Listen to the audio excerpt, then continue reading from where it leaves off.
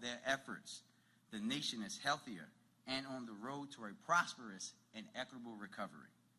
We all know the racial and economic disparities that persist in Baltimore and this nation are clear, which is why a firm commitment to equity shapes everything my administration does. I am grateful to have a partner in Vice President Harris who feels the same way. The Vice President has walked the front lines of this global pandemic, visiting the healthcare professionals at vaccination centers just like this one. And to no surprise, the White House COVID Health Equity Task Force is modeled after the Vice President's bill that she put in the Senate. Thanks to the leadership of the Biden administration, Baltimore families and small businesses navigating the ongoing challenges of this pandemic now have a lifeline as a result of the American Rescue Plan. And let me remind you all that it was the Vice President's tie-breaking vote in the Senate that actually advanced that critical legislation. If we had time this afternoon, I would personally thank the Vice President 670 million times, one for every single dollar being invested in Baltimore's future. As mayor, my administration will prioritize these funds to get Baltimoreans working again, help our businesses recover, and investing in the people and places that have been left out due to the inequitable policies of the past. While we should be proud, it will get done. Thank you for your presence here today and your ongoing leadership, Madam Vice President. Trust and believe you have a partner in the Mayor of Baltimore. Thank you.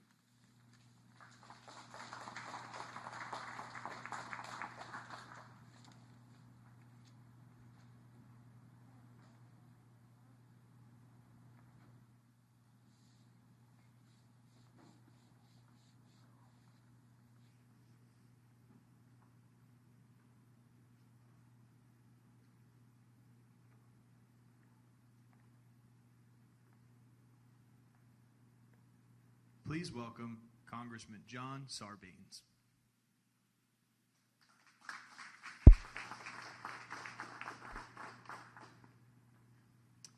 Good afternoon, everybody. It is a delight to be here. First, let me thank Mayor Scott for welcoming us to Baltimore. This is the third district, actually, where M&T Bank Stadium is. That's why I have the privilege of welcoming the Vice President on behalf of the House Congressional delegation. Of course, as the mayor said, the Vice President is no stranger to Baltimore. We're thrilled that this was her first stop after that amazing speech last night, the presentation from President Biden to the country about the vision that his administration has for our country.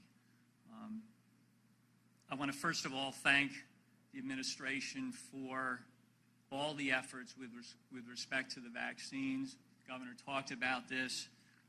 The ramp up that we've seen in terms of getting that distributed across the country has really been breathtaking over the last few weeks. And we know that the whole Biden team is responsible for making that happen. And thank you, Dr. Fauci, for your leadership in that effort. I want to thank the administration, President Biden, Vice President Harris, and their entire team, of course, for the American Rescue Plan. The mayor alluded to this. This has made an incredible difference for our state, not just the dollars flowing in to state governments and local governments, but the support going directly to help Marylanders across our state. 2.5 million households benefiting from stimulus checks, the child tax credit lifting 52,000 children in Maryland out of poverty over time, the earned income tax credit, which is going to boost 250,000 workers in our state, unemployment extension and expansion to benefit 300,000 Marylanders who've lost their jobs, and mortgage and rental assistance, food and nutrition assistance, support for small businesses who obviously have been struggling. This has made an incredible difference. But as President Biden said last night, it's not enough for America to be back, which is what the rescue plan was designed to do. We have to be back to stay. We got to make sure that we're going to still be strong in a year, in 5 years, in 10 years, and that's what the investment behind the American Jobs Plan is all about, the American Families Plan, putting people to work and giving people a chance to make it in this country, including here in the state of Maryland with good health care, child care, education benefits. So we all need to do our part. That's what the president said last night. I know that's what the vice president emphasizes at every turn. As members of Congress, we pledge to do our part, to stand with this administration to deliver these priorities to the president's desk. We can get this done. We can lift up the country, as the president indicated yesterday. The future is ours if we seize it. Thank you all very much.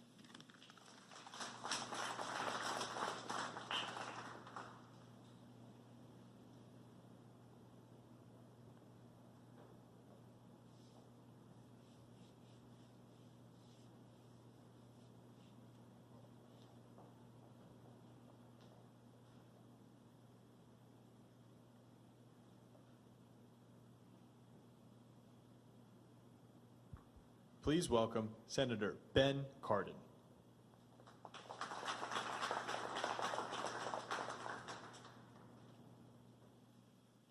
Good afternoon. Let me join Congressman Sarbanes and Senator Van Hollen and Congressman Mfume from our federal congressional delegation to welcome the Vice President here to Baltimore.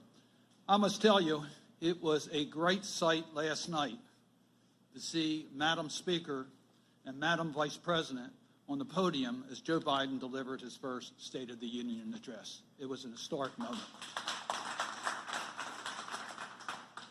Vice President Harris is no stranger to Baltimore, as many of my colleagues have already pointed out. Her national campaign headquarters was located within walking distance of this stadium. She is familiar with Baltimore, and we thank her very much for her leadership. On behalf of the people of Baltimore, I want to thank the Biden-Harris administration for getting America back on track. Thank you from the people of Baltimore, and now every person of age will be able to be vaccinated. We have the supplies. We have the distribution system in place. Every person of age can now be vaccinated. Thank you to the Biden-Harris administration. And they're doing it in a way of equity to all communities. Schools can now open safely. Marylanders can return to school. Thank you, Vice President Harris, for your leadership. You've lifted Maryland children out of poverty. You've helped American families deal with the tragedy of COVID-19, the health and economic tragedies. My virtual guest last night to the State of the Union address was Anita Levitas, who is the owner of Sobe Cafe, located at Cross Street, not far from here. She would not be in business today but for the help of the Biden-Harris administration. We've saved millions of small businesses because of our actions, and our economy can now recover. Thank you also to the Vice President and the Biden-Harris administration for not stopping just with the passage of the American Rescue Plan. We're now moving forward on modernizing America's infrastructure and investing in American families.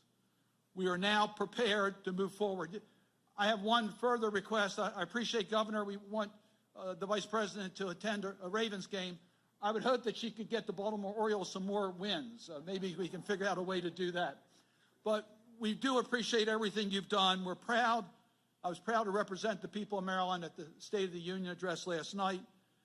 The Biden-Harris team represents strong, compassionate, effective, value-based leadership for America and our global challenges.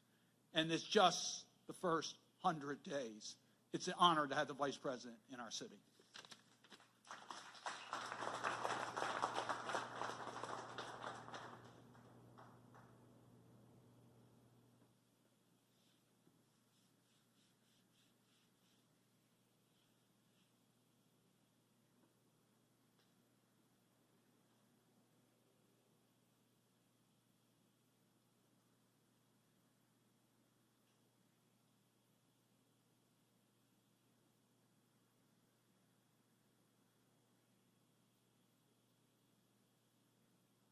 Please welcome Senator Chris Van Hollen.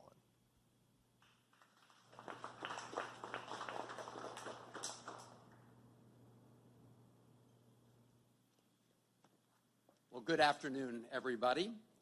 I just a little while ago had a chance to tour this terrific site with the Vice President, and I want to start the way she did on every stop along that tour, and that is in thanking our frontline workers, thanking the FEMA staff, University of Maryland Medical System, our military personnel, and everybody else who's part of this team to get vaccines into people's arms so they and everybody else can be safer. I have a personal reason to thank them too, which is this is the place where my wife, Catherine, got her vaccine shots a couple weeks ago.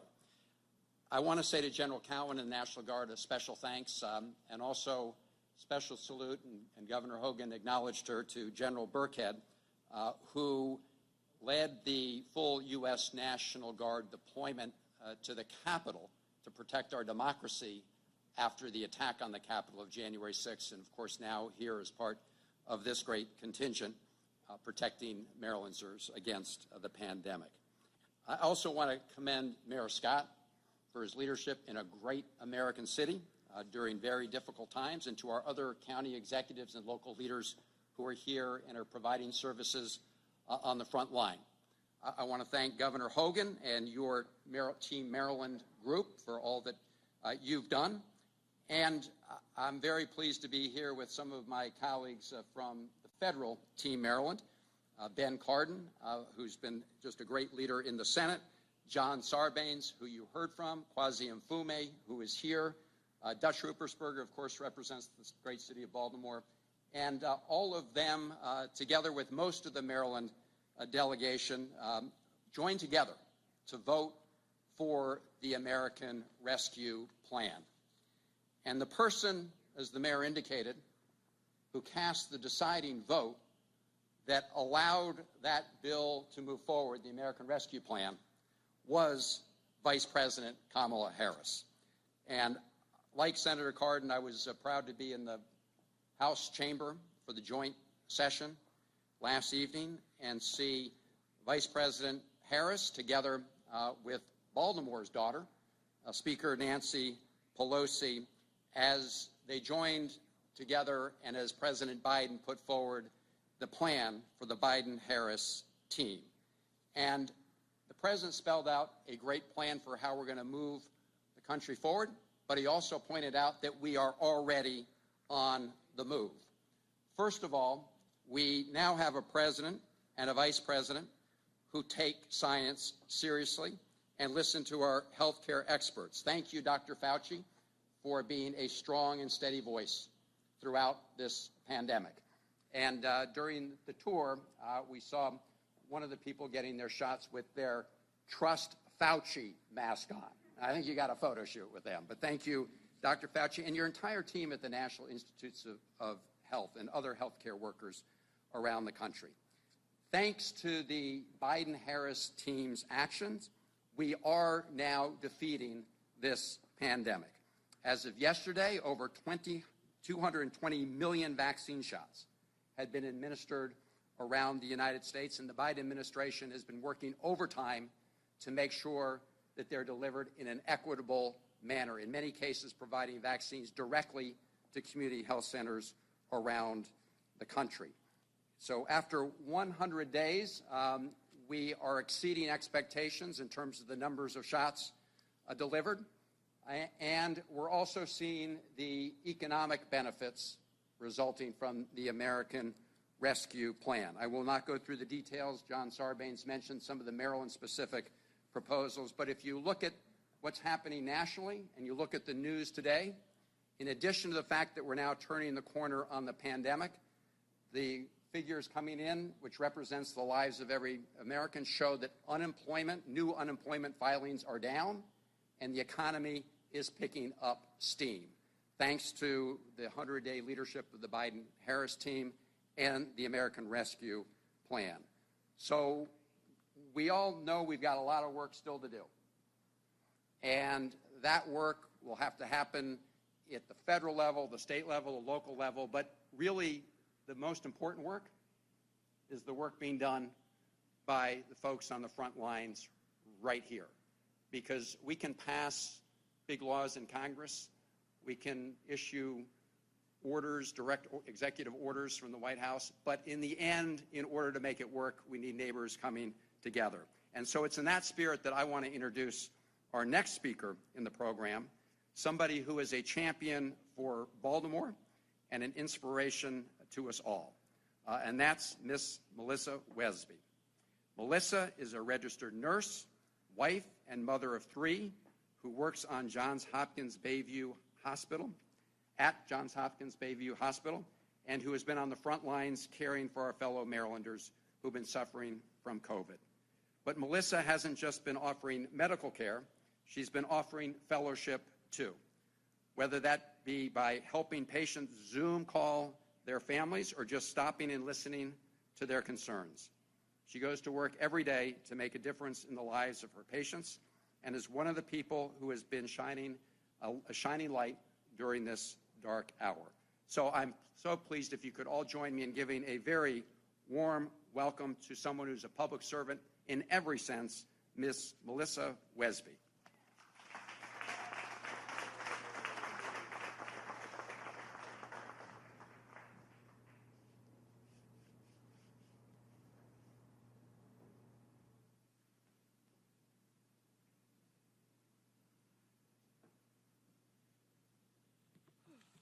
Hello, everyone.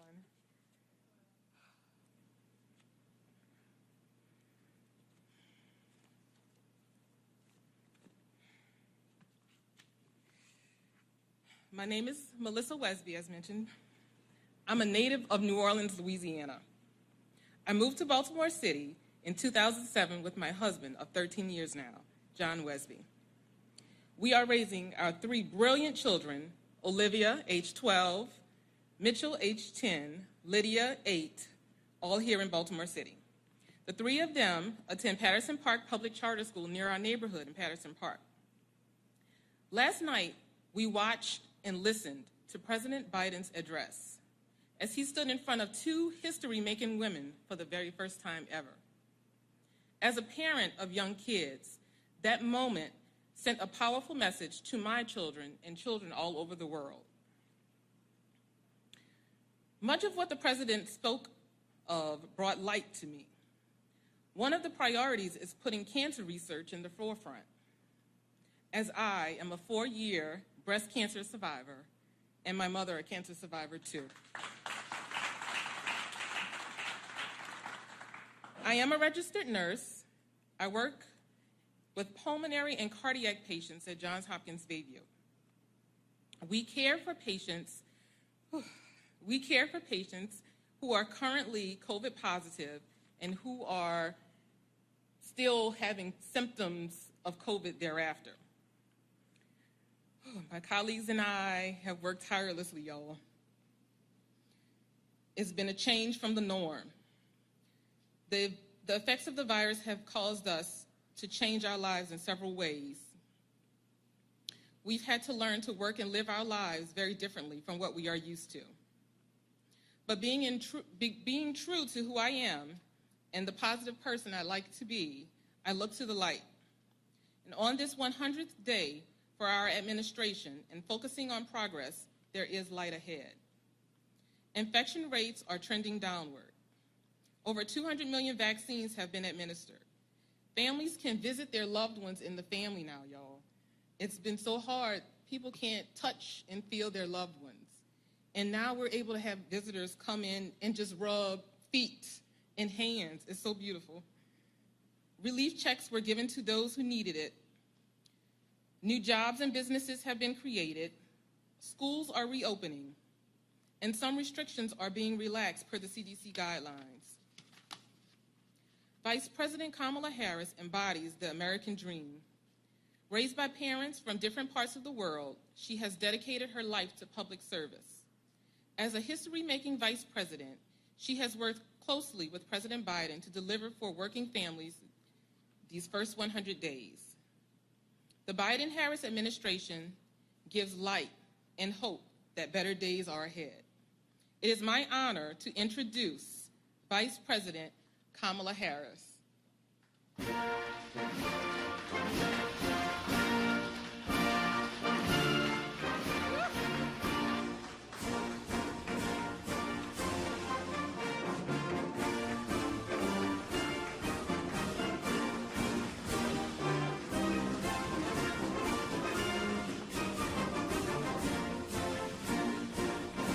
Thank you all. Thank you all. You know, as Chris Van Hollen was saying, together with the governor and Dr. Fauci, we were walking around downstairs and meeting with all the folks, our members of the National Guard, all the frontline workers. And I said, you know, I do believe in moments of crisis that they reveal the heroes walking among us, the angels walking among us. And I would say Melissa Wesby is one of those individuals. Thank you, Melissa, for that incredible introduction. If you can hear it, there you are. So to the Governor, Larry Hogan, thank you, and Team Maryland, Mayor Brandon Scott, to General Janine Burkhead, thank you for the warm welcome and for all the work you do. And it is certainly a point of personal privilege for me as the President of the Senate to acknowledge some folks that are my friends. And I worked with them both for over the 4 years I was in the Senate. And that, of course, is Senator Ben Cardin and Senator Chris Van Hollen. Senator Cardin, I will tell you, I mean, I've seen them both. I just have to tell you, Maryland, you got some real leaders on your hand in the United States Senate. They represent Maryland, but they are also national leaders. Ben, I've watched him do exceptional work for Maryland's businesses as the chair of the Senate Small Business Committee. And, of course, Chris, as a member of the Appropriations Committee, has brought critical resources to Baltimore in terms of housing, infrastructure, and water infrastructure, and so much more. So it is wonderful to be with you both. I also want to thank Congressman John Sarbanes and Congressman Kwasi Mfume, who I've known for years. Thank you both for your leadership. And it is always a wonderful day to spend time with Dr. Anthony Fauci. And thank you always, Dr. Fauci. So it is wonderful to be back in Baltimore, and especially on this, our 100th day of our administration. I would say today is a good day, Baltimore. You know, 100 days ago, just after President Joe Biden and I were sworn in, I stood in front of the Lincoln Memorial, and I talked about what I call American aspiration.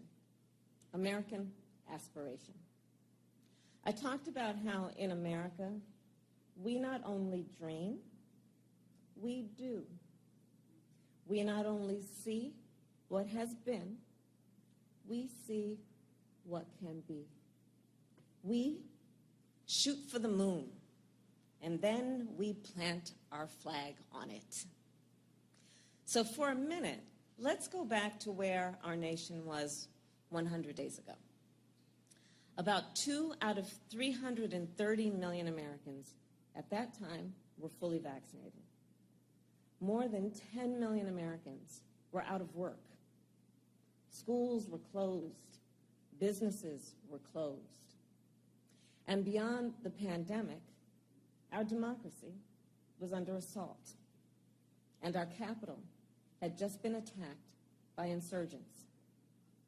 All of that was going on when the President and I took our oath of office. But as daunting as these challenges were, we were not deterred. And our nation was not deterred. We had a plan to get America back on track. We had faith that the American people, when given the opportunity, would come together and would rise to meet the moment. And you have. You have. And because you have, American aspiration has defined these first 100 days. American aspiration is how we got to more than 200 million shots in arms in less than 100 days.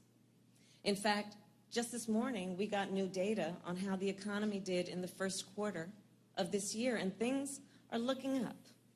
America is once again on the move, and that's in big part thanks to exactly what's happening here in this stadium, which is this vaccination effort. And I thanked the National Guard earlier. I will thank you again. And Baltimore, Mayor, look at what you're doing here. People can walk right into this stadium and get vaccinated. And this is happening around the country. I have visited a local pharmacy in Southeast D.C. and a community health center right outside of Denver and a vaccine distribution site at a university in Las Vegas. I've been to a site in Chicago run by union members and another site in Jacksonville run by military members. And America, you must know the people working to administer vaccines are heroes. And so too are just like those folks we visited with downstairs. So too are the Americans who sign up for that appointment, make the time, and step up and get the shot. And if you haven't been vaccinated yet, or if you know somebody who hasn't, please ask folks to just roll up their sleeves. It's time for each one of us to do our part. Yes. And we have also seen American aspiration in our effort to deliver relief directly to American families. The pandemic has taken a toll on families, on their physical health, their mental health, ability to pay the bills. And the President and I, we knew that before we took office. So we developed a plan called the American Rescue Plan. And it was designed and intended to help people out. And it was a big plan to tackle a big crisis. And some said it was too big, but we went for it anyway. And the American people rallied around it. Across our country, Democrats and Republicans alike voiced their support. And on day 50 of our administration, President Joe Biden signed the American Rescue Plan into law. And as I said then, President Joe Biden, well, he had a clear vision and clear purpose. And let me tell you something. He never forgets who we are doing this for. It is for the American people. It is for the American people that we have delivered relief checks to 160 million folks. It is for the American people that we have lowered health care premiums. It is for the American people that we have cut taxes for families with children. And it is because of this law that we are lifting half of America's children who are living in poverty out of poverty. Think about that. Think about that. Half of America's children that are living in poverty will be lifted out of poverty. So that, folks, is what I call American aspiration. And we have also delivered support directly to small businesses because, of course, small businesses are part of the fabric and the culture of a community. Baltimore knows that well. Our small businesses employ about half of America's workers. And making sure small businesses have access to capital is a big part of the work that I have been doing. I am proud to report that we have provided relief to 4 million small businesses in our country. Which brings me then to jobs. In 100 days, we have created more new jobs than any other administration in history. And Baltimore, we are just getting started. Right now, we have 2 more plans that we are working to get passed. The first is the American Jobs Plan. It will be the largest job investment that our nation has made since World War II. Because the fact is, Too many people, including too many people right here in Maryland, are still out of work. So while we have made significant progress on the jobs front, there's so much more to be done. We are going to put Americans to work, fixing the roads you drive on every day, getting rid of the lead pipes that poison our children, and expanding broadband so that every American has access to high-speed and affordable high-speed internet. In the 21st century, broadband is critical infrastructure. You know, last week I was in New Hampshire. I was visiting a site in the New Hampshire Electric Co-op. And I was there because we were remembering that in 1936, Ben Cardin and Chris, you'll probably remember Congress, and together with Congressman Sarbanes and Mfume, in 1936, the United States Congress said, you know what? We got this thing called electricity, but there are folks that are being left out. And that's not going to be right because they will be left behind. So in 1936, there was the Rural Electrification Plan. And on that basis, our federal government invested to make sure all Americans had access to electricity. Well, fast forward to the year of our Lord, 2021. We got this thing called broadband. We have this thing called the internet. And let's think about it. Over the past year alone, which really highlighted the importance of it, a lot of people, the only way they could work, if they had the ability, was to work online. Our children had to go to school online. Seniors and others, the way they could see their doctor, telemedicine, online. Small businesses, how are they going to connect with their customers? How are they going to move their product? Online. How did so many of us connect with our families? Folks, otherwise we might see at a family reunion or a holiday or a birthday. Online. If we had access and if it was affordable. So too many people, either in this period of time, it has been highlighted, don't have internet access or cannot afford a broadband bill. And let's be clear, when we connect Americans to affordable and accessible broadband, we are connecting our children to education. We are connecting our seniors to telemedicine. We are connecting families to each other. And we connect Americans to economic opportunity. And at the same time, we build up our broadband infrastructure such that we create good jobs, good union jobs. And as I have said it before, I will say it again, the best path to a good job is through a strong union. So the American Jobs Plan,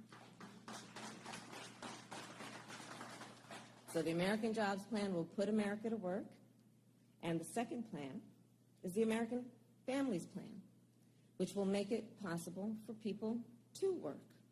So what am I talking about? Well, the president, in his speech last night, he talked about this plan that will establish universal pre-K and lower the cost of child care, making child care affordable and accessible, which has been a priority for so many of us. Just think, nearly 2 million women have been forced out of the workforce in just the last year. And a lack of child care is often the reason why. You know, I'll tell you my personal story on this. You know, when my mother, who raised my sister and me, Dr. Fauci knows this, I'm very proud to say that my mother used to go to this place, Governor, when we were young, Mommy was going always to this place called Bethesda. She was going to Bethesda, I learned later, because a place called NIH is in Bethesda. Because, you see, my mother was a breast cancer researcher. And she had 2 goals in her life, to raise her 2 daughters and breast cancer. And so she used to go out to NIH to help do some of the work that happens there. And so when my mother, though, on a daily basis was at work every day, long hours, she worked on weekends. And when she was at work, and it was after school, often my sister and I we would walk 2 houses down to the home of Mrs. Regina Shelton, who was a second mother to us, and she was a lifeline for our mother. And here's the thing I know. She would talk on a daily basis about how, but for Miss Shelton, she could not have done the work that she did. Every working mother needs that support. Every working parent needs that support.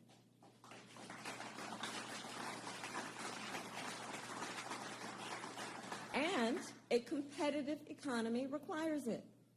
A competitive economy requires a skilled workforce too, which is why we will also create more opportunities for education after high school. So let's think about that. 12 years of education is the norm, has been the norm, but in today's world, 12 years of education is just not enough. So let's invest in education after high school, understanding that we also must invest in opportunities for folks about which path of education after high school they want to take, that they choose to take. Let's think about what we need to do, education after high school, to invest in apprenticeships. We will give every American with this plan 2 years of free community college, and we will make college more affordable for millions of students, because there shouldn't only be one educational path to success. The American Jobs Plan, the American Families Plan, this is what Americans deserve. And this is what our future depends on. And we must also be clear-eyed. These last 100 days haven't only been defined by progress. There have been too many days when we woke up to news of another mass shooting, another black or brown person shot by the police, another act of hate against Asian Americans, another law designed to make it harder for people to vote. These are reminders that we still have so much more work to do in the fight for reasonable gun laws, in the fight for racial justice, the fight for voting rights. And some days I know it feels exhausting, but we cannot give up. And we will not give up, because here is the truth. American aspiration is about the courage to see beyond crisis and to build beyond crisis.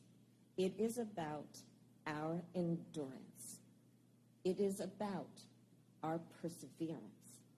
It is about our ability to keep pushing forward. American aspiration is what drove our nation to build the railroad from coast to coast in the middle of the Civil War. It is what drove our nation to bring electricity to every household in the middle of the Great Depression. It is what drove our nation to race to the moon in the middle of the arms race. American aspiration is what will continue to drive all of us to keep reaching high, even when we know it may be difficult, especially when it is difficult. So I want to end with one more story. So about a month ago, I met this little girl. Her name is Gala, and she's 5 years old. And so I walk into the classroom, and she's there. This little one, I mean, she is really something. Okay, so I walk into the room, and she introduced me to everybody in the classroom, knew everyone, 5 years old. And immediately came glued to my side the whole time I was in the classroom, introduced me to everyone in the classroom by name, including her teachers. She's just self-appointed to do this, by the way. It was not the plan. And at one moment, I went down I kneeled to speak to her, and I said to her, I said, Galia, you can be anything you want to be. And this little one looked at me in my eyes, and do you know what she said? I want to be everything. I want to be everything, right? So that is the spirit of American aspiration. That is the spirit which at that moment was wrapped up in the little body of a 5-year-old. And moving forward, that is the spirit we must summon. So thank you, Baltimore. Thank you, Maryland, for making these 100 days what they have been, as so many of you have spoken and said, where we see light at the end of the tunnel. Thank you for marking these 100 days with the President and with me. And please know that the President and I are grateful for your trust, and we will never, ever take it for granted. May God bless you, and may God bless America. Thank you. Thank you.